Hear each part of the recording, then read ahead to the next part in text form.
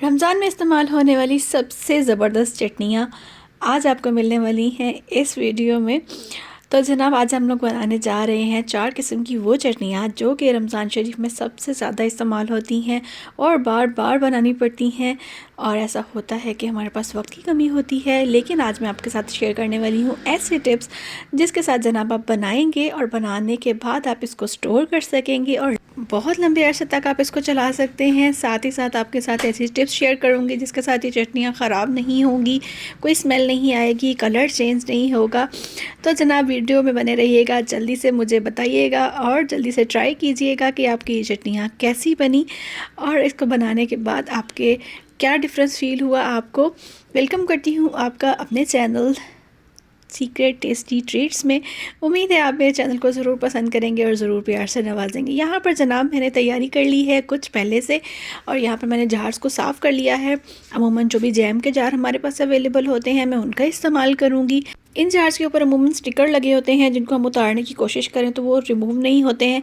तो आज मैं आपको बताने वाली हूँ सबसे मज़ेदार सी इसकी टिप। यहाँ पर आपने करना क्या है कि बॉइलिंग वाटर में इसको जो है वो डिप करके रख देना है थोड़ी देर के लिए। और देखें जनाब उसके बाद स्क्रैपर की मदद से आपने सबको स्क्रैप कर लेना है। और यहाँ पर देखें कितने ज़बरदस्त से ये ड्राई हो चुके हैं। हमेशा चटनी के लिए ड्राई ही जार इस्तेमाल किए जाते हैं।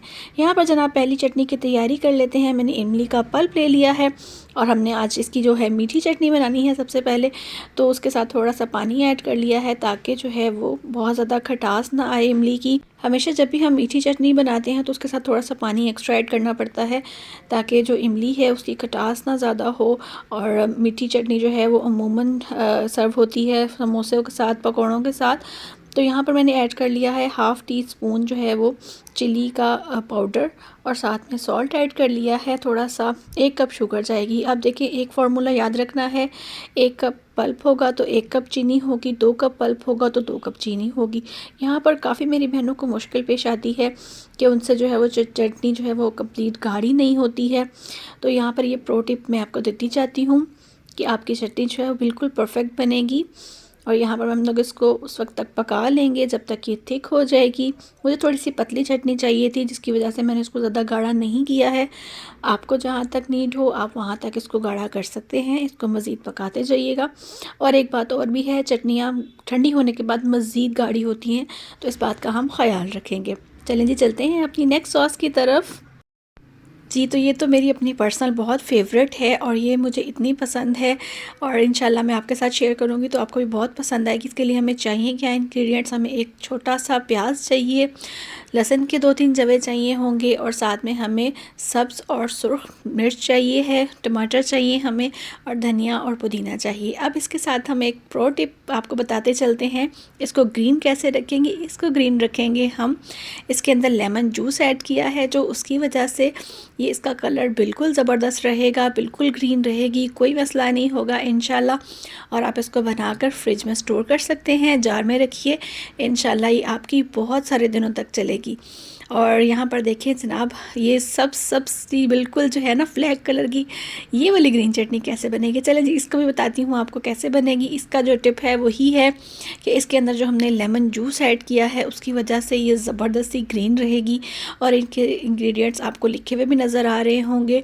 और यहाँ पर देखें जनाब 2 जो है वो लहसुन के जवे इस्तेमाल किए हैं। इतनी ज़बरदस्त ये चटनी रहेगी कि इंशाल्लाह आपको ज़रूर पसंद आएगी।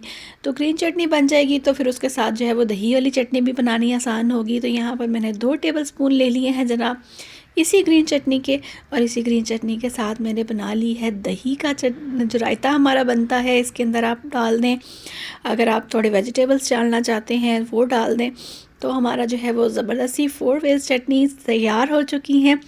इन तमाम चटनियों को आप फ्रिज में स्टोर कीजिएगा और जार्स में डालकर आप जब इसको फ्रिज में रखेंगे तो शीशे के जार्स होंगे वो ज़्यादा देर तक कूल डाउन रहते हैं और उसका जो है इफ़ेक्ट ज़्यादा अच्छा आता है, टेस्ट ख़राब नहीं होता है।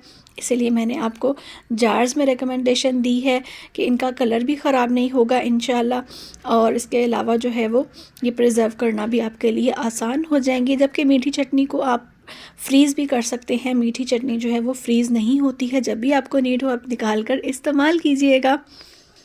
ये तो थी हमारी आज की रेसिपी पसंद आए तो जनाब लाइक कीजिएगा, कमेंट करके बताइएगा और सब्सक्राइब करना बिल्कुल मत भूलिएगा। अल्लाह हाफ़िज़।